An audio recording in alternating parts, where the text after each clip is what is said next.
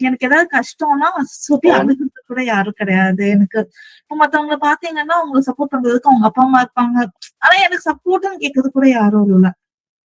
So அது எல்லாமே நினைக்க ரொம்ப ரொம்ப கஷ்டமா இருக்கு. பட் அது மூலமா கண்டிப்பா சொல்றேன், இது எல்லாமே நீங்க அச்சீவ் பண்ண முடியும்.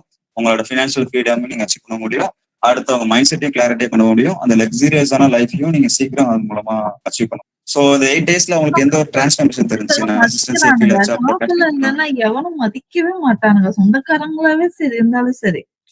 இது காசு இருக்கா? வந்து ஒட்டிட்டு. காசு இல்லையா? ரியாலிட்டி எனக்கு தேவையே கிடையாது அப்படின்னு. ஆமா. நான் நிஜமா வந்துட்டு இவ்ளோ ஏர்லி மார்னிங் எந்திரிக்கிறதே கிடையாது. பட் இப்போ எனக்கு ஆக்சுவலி பழக ஆரம்பிச்சிருச்சு. ஓகே. காலையில எந்திரிச்சு ஏதாவது ஒரு வேலைய செஞ்சுட்டோம்னா ஓகே. அப்படின்ட்டு. இல்லன்னா ஒரு மாதிரி ஒண்ணுமே ஒரு ப்ரொடக்டிவாவே இருக்காத மாதிரி இருக்கும். பட் ஆனா நான் அ எனக்கு எனக்கு வந்து 100% நான் நினைச்சது நடக்கல. பட் ஆனா பண்றேன். ஏதோ ஒண்ணு பண்றேன். பண்ணிட்டு இருக்கேன் டெய்லியும். அந்த மாதிரி ஒரு தாட் இருக்கு. ஓகே. ஆ பண்றோம். நம்ம நிஜமா நெறைய பண்ண முடியும் அப்டின்ட்டு. முன்னாடி இருந்தத விட இப்ப பெட்டரா ஃபீல் பண்றீங்க. கரெக்ட்டா?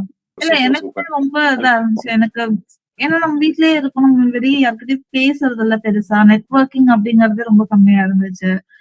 நேத்து தான் நான் ப்ரோ கிட்ட பேசினேன். ஜஸ்ட் நான் டெக்ஸ்ட் பண்ணேன். சரி ரிப்ளை வர மாட்டாரான்னு எனக்கு தெரியல. பட் ஆனா வந்து நான் டெக்ஸ்ட் பண்ணதுமே எனக்கு ரிப்ளை பண்ணாரு. சோ அது வந்துட்டு நமக்கு ஆப்வியஸ்லி அது ஒரு நல்ல ஒரு இதுதானே. மௌலிக் ப்ரோ கண்டிப்பா. நீங்களும் மெசேஜ் பண்ணுங்க கண்டிப்பா.